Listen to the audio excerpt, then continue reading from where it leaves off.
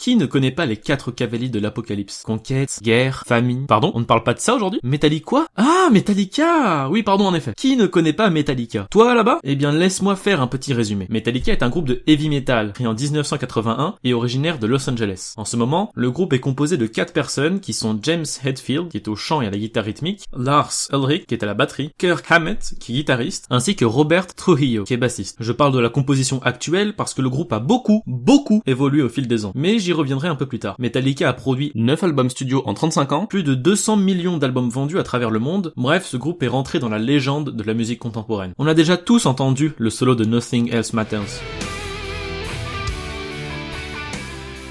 On a déjà tous entendu parler de Metallica, même si on n'est pas forcément fan de métal. Ce que l'on sait moins d'eux en revanche, c'est l'envers du décor. Et c'est ce que je vais vous montrer dans cette 6e gamme d'anecdotes.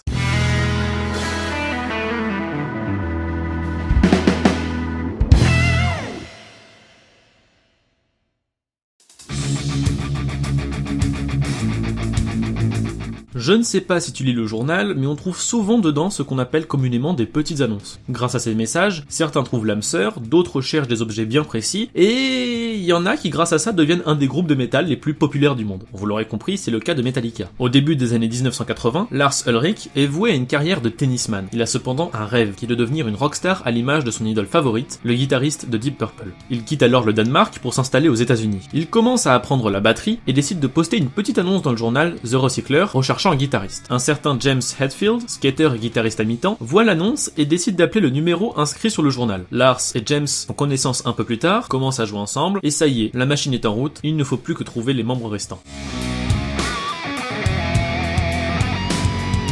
Et boum, la transition. Donc je disais, Lars et James commencent à jouer ensemble. Ils sont rejoints par Ron McGovney, un ami de Hetfield à la basse, ainsi que par Lloyd Grant à la guitare. Il ne faut plus que trouver un nom. Lars aurait volé le nom de Metallica à un de ses amis journalistes qui voulait l'utiliser pour son futur magazine. Le groupe Metallica est créé. Mais c'est pas fini. Les membres de Metallica se sont battus pour préserver leur nom. En effet, le nom Metallica, ça a aussi été du rouge à lèvres, du parfum et de la sidérurgie. Ils ont dit, je cite, « Ce nom c'est de l'or. Nous avons travaillé dur pour le préserver. Alors le voir associé à un putain de rouge à lèvres, ça me fout en rogne. » Comme quoi, ils ont subtilisé leur nom, certes, mais ils l'ont défendu contre des grandes marques et ils l'ont fait rentrer dans la légende.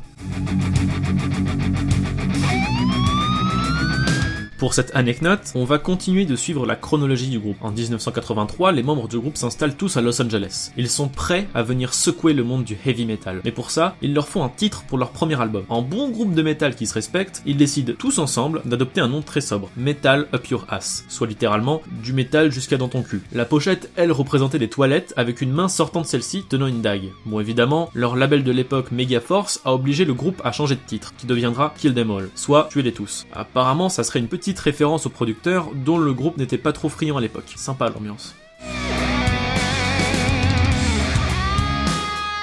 Bon, je vous préviens tout de suite, l'histoire de ce groupe c'est encore pire que Game of Thrones niveau personnage. Pendant la création du premier album de Metallica, Kill Them All, le groupe décide d'écarter Dave Mustaine, le deuxième guitariste du groupe, à cause de ses problèmes liés à l'alcool, aux drogues et à son comportement jugé trop violent. Un certain Kirk Hammett, guitariste du groupe Exodus, est contacté par le groupe afin qu'il puisse auditionner. Apparemment, il aurait d'abord cru que c'était un poisson d'avril de mauvais goût fait par ses potes, mais il se rendit compte très vite que c'était du sérieux, puisqu'il intègre le groupe définitivement en mai 1983. Dave Mustaine, il était pas content quoi. Il explique s'être fait voler son boulot, en avoir plein le cul, bref, c'est pas la joie pour lui. Il ne reviendra d'ailleurs jamais dans le groupe. En 1986, le troisième album Master of Puppets sort chez tous les bons disquaires. C'est un triomphe commercial, l'album reste 72 semaines dans les classements. Malheureusement, un événement inattendu en septembre 1986 vient gâcher cette période magique pour le groupe. Lors de la tournée Damage Inc., les membres tirent à la courte paille leurs places respectives dans le bus. Durant une nuit de trajet, le conducteur perd totalement le contrôle du véhicule, qui glisse sur la chaussée, menant à plusieurs tonneaux. Durant cet accident, le bassiste Cliff Burton est propulsé en dehors par la fenêtre, et le bus vient littéralement s'écraser sur lui. L'ex-membre de Pentagram, Joe Salvader, a dit durant plusieurs interviews que Burton serait décédé parce qu'il possédait un jeu de tarot venant tout droit du procès des sorcières de Salem et qu'il y avait du sang humain dessus. C'est glauque. Alors toi là, petit malin, je t'arrête tout de suite, il n'y a pas de faute dans mon titre. C'est bien écrit Cthulhu et non pas Cthulhu... Bon, si je finis pas le mot, c'est parce qu'il y a une vraie raison derrière. L'album Ride the Lightning de Metallica finit par la chanson The Call of Cthulhu, et que tu devrais aller écouter de suite. Le titre fait bien sûr référence au monstre légendaire du même nom, qui apparaît dans les livres de H.P. Lovecraft. Pourquoi est-ce qu'ils ont changé l'écriture? Apparemment, selon les légendes et les mythes, l'écrire correctement ramènerait le monstre plus proche de nous. Les membres du groupe ont donc décidé de mal l'écrire afin de ne pas provoquer une colère divine. Si même des métalleux ne veulent pas écrire le nom Cthulhu correctement, c'est pas moi qui vais le faire. Et merde. 8 août 1992. Grosse programmation pour le stade olympique de Montréal. Faith No More, un groupe de rock américain. Metallica ainsi que Guns N' Roses, soit deux des plus gros groupes du moment. Metallica arrive sur scène. Le son est mauvais mais l'ambiance est là. Tout se déroule bien jusqu'au moment où le groupe commence à jouer Fade to Black. Durant l'intro de la chanson, James Hetfield, le chanteur de Metallica, se place au mauvais endroit sur la scène et se fait complètement brûler par les effets pyrotechniques que le groupe avait prévus pour le concert. Le concert s'arrête instantanément. Le groupe annonce qu'ils doivent emmener James Hetfield à l'hôpital, mais qu'ils reviendront. Grosse déception dans le public de voir l'un des plus gros groupes de métal partir aussi rapidement. Mais ce n'est pas tout. Le groupe Guns N' Roses prend le relais. L'ambiance repart, tout est parfait jusqu'au moment où Axl Rose, le chanteur des Guns, jette le micro par terre et sort de scène pour ne plus jamais revenir. Imaginez, mais juste imaginez la réaction du public à ce moment précis. Bon bref, la soirée finit en émeute, avec des incendies et tout le bordel qui va avec. Comme quoi, la musique apaise les mœurs, mais il semblerait qu'elle puisse aussi faire l'effet inverse.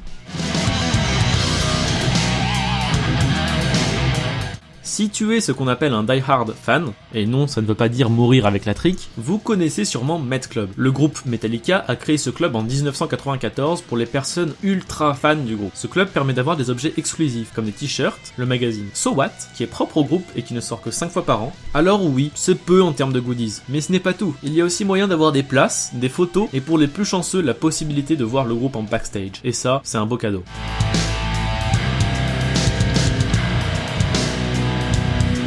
Nous voilà à l'octave, ça veut dire que cette gamme d'anecdotes est maintenant terminée. Mets une petite note en l'air si tu as apprécié l'épisode, abonne-toi et partage la vidéo, ça fait toujours plaisir. Tu peux cliquer ici pour regarder la précédente vidéo, on parlera de barbe, de mariage et de concours de sosie dans la prochaine gamme d'anecdotes.